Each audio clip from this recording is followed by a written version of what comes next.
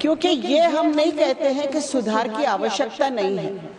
वक्फ board को जो प्रश्नों का सामना करना पड़ता है वो भी उसका अनुभव मुझे है वक्फ बोर्ड के सामने। उसमें एक है एनक्रोचमेंट, दूसरा है भ्रष्टाचार और तीसरा है गैर कानूनी कब्जे। धन्यवाद सर। सर ये बिल दावा कर रहा है कि वक्फ संपत्तियों के व्यवस्थापन को रिफॉर्म, एम्पावर और डेवलप कर रहा है।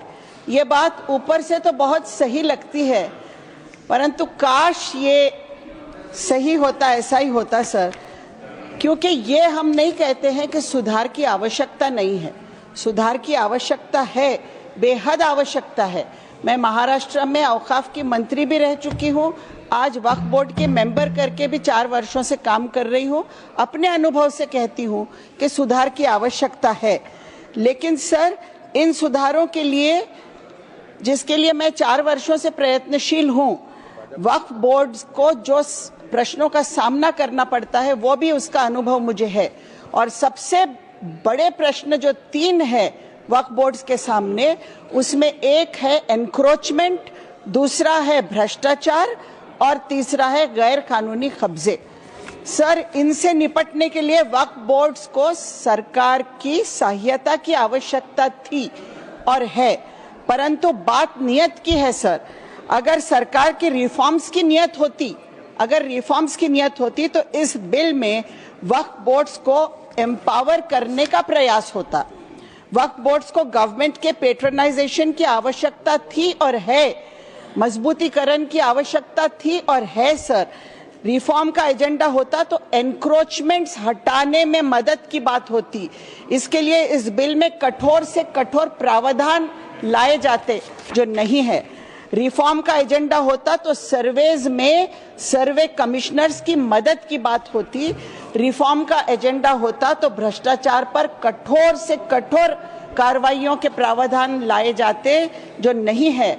जमीनों को गैर कानूनी तरीकों से बेचने या खरीदने या कब्जा करने वालों के विरुद्ध और कठोर प्रावधान लाए होते।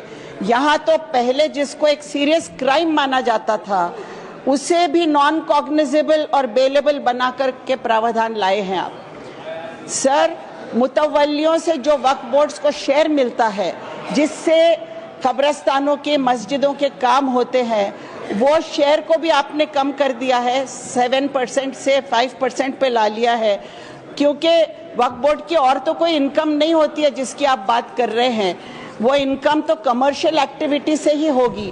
वक्फ बोर्ड तो मस्जिद चलाते हैं, कब्रस्तान चलाते हैं, आशुर खाने चलाते हैं, दरगाह चलाते हैं, वहाँ से इनकम कहाँ से होगी? सर अगर वक्फ बोर्ड्स को आप सशक्त करना चाहते थे तो ऑफिसेस की बात होती, इंस्टीट्यूशनल सपोर्ट देने की बात होती, स्टाफ देने की बात होती, लेकिन उनकी स्वायत्तता छीने बिना, परंतु उनकी ऑटोनॉमी अबाधित रहने देते हुए अगर करते तो कोई बात थी सर। ऑटोनॉमी छीन कर आप कर रहे हैं बात, तो इसकी कोई वैल्यू नहीं है। क्योंकि सर अगर मुझे मेरा घर चलाने में कुछ कठिनाई आ रही है, तो आप ये नहीं कर सकते कि मदद के तौर पर आओ हम आके आपके घर का मालिक बन जाते हैं, क्योंकि आप अपने घर में कठिनाई आपको हो रही है घर चलाने में। तो उस तरह की बात यहाँ हो रही है। सवाल ये है सर कि क्या नॉन कम्युनिटी मेंबर्स बोर्ड्स पर लाए जाने से बोर्ड्स एम्पावर हो जाएंगे? क्या लॉजिक है इस बात की? सर आप कहते हैं कि वक्फ बोर्ड्स धार्मिक संस्था ही नहीं है। आपने कहा कि धार्मिक संस्था ही नहीं है।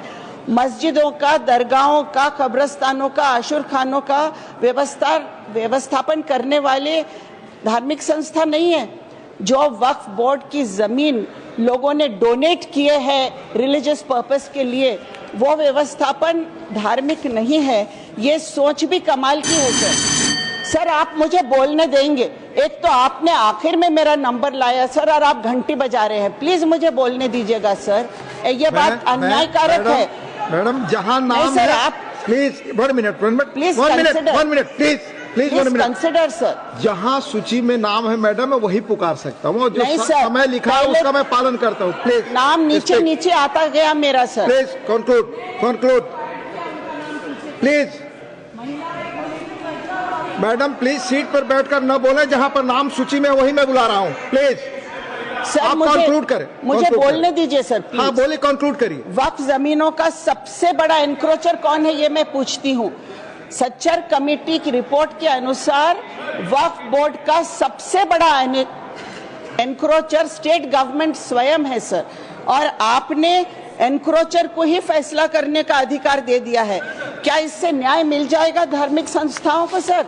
सर एम्पावर हो जाएंगे धार्मिक संस्थाएं? ये मेरा सवाल है। सर्वे कमिश्नर्स को मजबूत बनाने के लिए उनको और रिसोर्सेज देने चाहिए था, लेकिन वक्फ प्रॉपर्टीज को कंट्रोल करने का सीधा अधिकार आप सरकार को दे रहे हैं। ये सभी अन्यायकारक नहीं है? सब बचपन में एक कहानी सुनी थी कि एक भेड़िया सर बकरे की खाल ओढ़कर शिकार करता है। मुझे वो कहानी आज याद आ रही है। सर प्लीज मुझे बोलने दीजिए। मैं बोलने दे रहा हूँ आपको, कंक्लूड। अनएंडिंग टाइम नहीं दे सकता, अनएंडिंग टाइम नहीं दे सकता, प्लीज नहीं बजाएंगे सर। ये बिल सुधार नहीं बोल के खुद एक तरीके का एनक्रोचमेंट है माइनॉरिटीज के अधिकारों पर, माइनॉरिटीज के संवैधानिक अधिकारों पर। सर आर्टिकल 14 से 30 तक के हर आर्टिकल का उल्लंघन हो रहा है इस बिल में सर। माइनॉरिटीज में केवल मुस्लिम्स नहीं है, क्रिश्चियंस है, सिख्स है, बुद्धिस्ट है, पारसी है, सब है सर।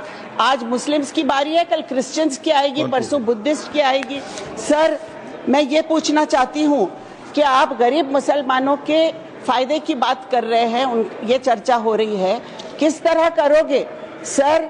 जिस तरह सेना के लिए आरक्षित जमीन 13,000 एकड़ जमीन आरक्षित जो है 50 वर्षों से, वो जमीन आपने अडानी जी को दे दिया, बाबा रामदेव को दे दिया, आपने रवि शंकर को दे दिया। उसी तरह आप भला करोगे मुसलमानों का, गरीब मुसलमानों का?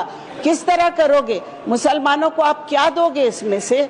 क्या आप इन जमीनों को बड़े बड़े पूंजीपतियों को देकर उसमें से इनकम निकालोगे? आज आपके पास बजट है, आप उस बजट में से मुसलमानों का भला करिए।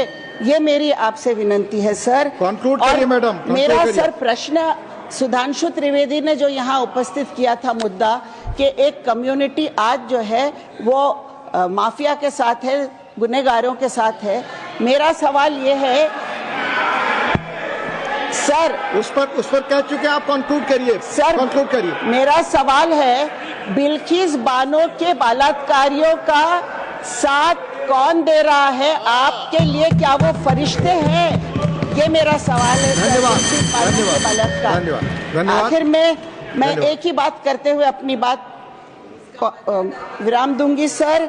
बहरों की अदालत में गूंगे की गहवार है, बहरों की अदालत में गूंगे की गहवार है, सजा उसी को मिली है तीर जिसके आर पार है। धन्यवाद। धन्यवाद। धन्यवाद। Shri George Kurian. Honourable deputy chairman sir,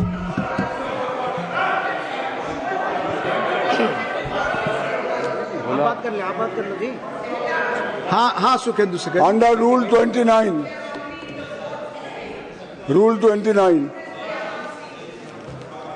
Rule 29(1), it says a list of business for the day shall be prepared by the Secretary General, etc. Now the list of business for 3rd April was prepared by the Secretary General, then a revised list of business, thereafter a supplementary list of business, all dated 3rd April. We are now on 4th April. There is no list of business for 4th April. Thank you.